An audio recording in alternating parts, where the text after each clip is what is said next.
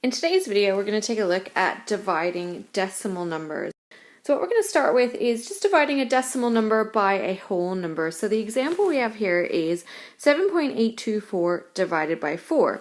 Now I just want to take a moment to think about what division actually means. And if you take a look at the diagram here, the purple rectangle represents an amount of 7.824, and when we say divided by 4, what we're saying is how many times can we fit 4 into 7.824. And if you look at the diagram, 4 fits in not quite twice, so it goes in 1 and something times. So what we can do is this. First of all, to see if we've got the right answer, we should round and give an estimate for this calculation. So 7.824 we can round to 8 divided by 4, and we can say, okay, it's going to go in about 2 times. And really easily you can just divide a whole number by a decimal number by setting it up the way you would do short division, and just keep the decimal point in the same place and divide as you normally would. So 4 goes into 7 once with a remainder of 3, so I'll put my remainder of 3 there. 4 goes into 38 9 times with a remainder of 2. 4 goes into 22 5 times with a remainder 2, and 4 goes into 24 6 times. So what I've got here is that my calculation, 7.824 divided by 4, is 1.956. And that's pretty close to our estimation. We estimated that it went in about 2 times. And you can see here that from the diagram, that would make sense. It goes in just under 2 times, 1.956.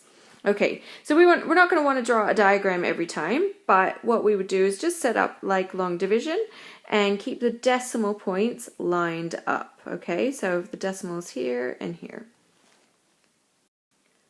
Okay, in the next couple examples, we're going to look at dividing a decimal number by a power of 10. So what I mean by a power of 10 is anything that is a multiple of 10 or 100 or 1,000, so on. So in this case here, we've got 4.8 divided by 40. And the same way as when we multiplied by multiples of 10, we're going to split the 40 up into 4 and 10, okay, 2 factors of 40.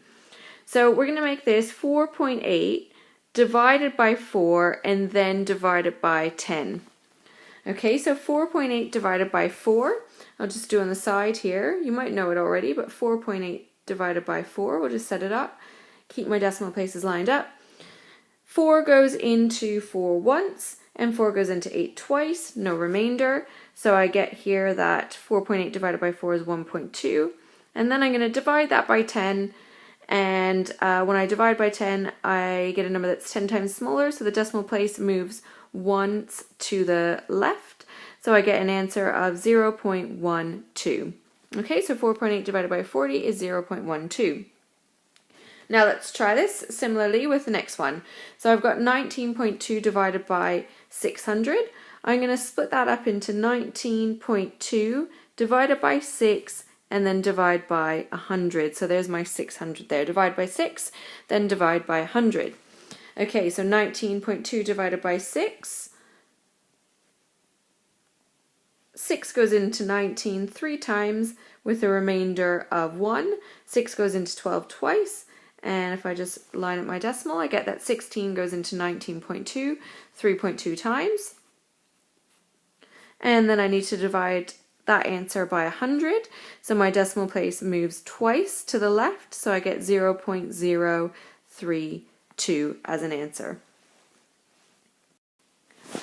Okay, last bit is just looking at dividing a decimal number by another decimal number. So the example we've got here is 2.8 divided by 0.4. And again, just looking at it with a picture, what we mean how many 0.4s can we fit into 2.8? So you can see here you've got 1, 2, 3, 4, 5, 6, 7 0.4s, and that divides in exactly, because if you do sort of 0.4 plus 0.4 gives me 0.8, add another 0.4, I'm at 1.2, add another 1.6, 2.0, 2.4, and then 2.8. So that goes in exactly 7 times. But we're not going to want to have to draw a picture every single time, so we need a bit of a strategy to be able to work this out. And as we know, division and fractions are equivalent. So 2.8 divided by 0.4 is the same thing as saying 2.8 over 0.4. That's how many times does 0.4 go into 2.8. And what we want is, we want an equivalent fraction, but we want the denominator to be a without a decimal. So we want the denominator to be a whole number. So because I've got one decimal place here, if I multiply that denominator by 10, and of course whatever I do to the denominator I must do to the numerator, so if I multiply them both by 10, I get the equivalent fraction of 28 over 4. Okay, now 28 over 4, I can think how many times does 4 go into 28, and I know that goes in 7 times. So those are all equal to each other. Okay, so your strategy is to write your division as a fraction, okay, multiply by 10 or 100 or 1,000 to get a whole number on the bottom as your denominator, and then do your division. We'll try a few more examples together. Okay, so I've got 3 practice questions here, and if you're feeling really confident, you can go ahead and try these on your own. Otherwise, you can do them along with me. So if you want to try them on your own, just pause the video now. Okay, 4.8 divided by 8. That's just dividing by a whole number, so I can just set up the division the way I'm used to. 8 goes into 4.8. How many times? Line up my decimal. 8 goes into 4 0 times, so I think about it as 8 goes into 48, and that goes in 6 times with no remainder. So that just gives me 0.6. And you can obviously check also by going backwards, by doing your multiplication. So we can check by saying, what is 0.6 times 8? And we know from doing multiplication with decimals that I would just think of that as 6 times 8, which is 48. And I need 1 decimal place in my answer. So that looks like I've done the right thing there. Okay, second one there, 924.8 divided by 200. What I'm going to do is I'm going to think about that 200 as 2 and 100. So I'm going to rewrite this division as 924.8 divided by 2 and then divide by 100. So 924.8 divided by 2. I'll just do a bit of working out up here. Okay, line up my decimal. 2 goes into 9 twice with a remainder of 1. 2 goes into 12 6 times. 2 goes into 4 twice. And 2 goes into 8 4 times. So 924.8 divided by 2 is, oops, sorry, you probably noticed I made a little mistake there. I should have had a 4 up there. Sorry about that.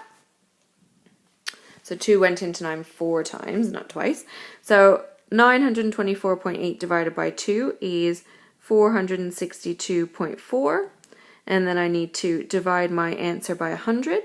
So I need to move the decimal place twice to the left. So I get 4.624 as my final answer. Okay, last one here. I've got a decimal divided by a decimal. So hopefully you've remembered that I'm going to rewrite that as a fraction, 22.5 divided by 0.3. And I'm going to make that an equivalent fraction with a whole number on the bottom. So I'm going to multiply the top and the bottom by 10. So I'm going to get 225 divided by 3. So now I need to work that out. What is 225 divided by 3? I'll just work that over here. 3 goes into 2 0 times, so 3 goes into 22 7 times with a remainder of 1. 3 goes into 15 5 times with no remainder. So that means my final answer then is 75. So 22.5 divided by 0.3 is 75. And you can check all of these with multiplication or by estimating the final answer.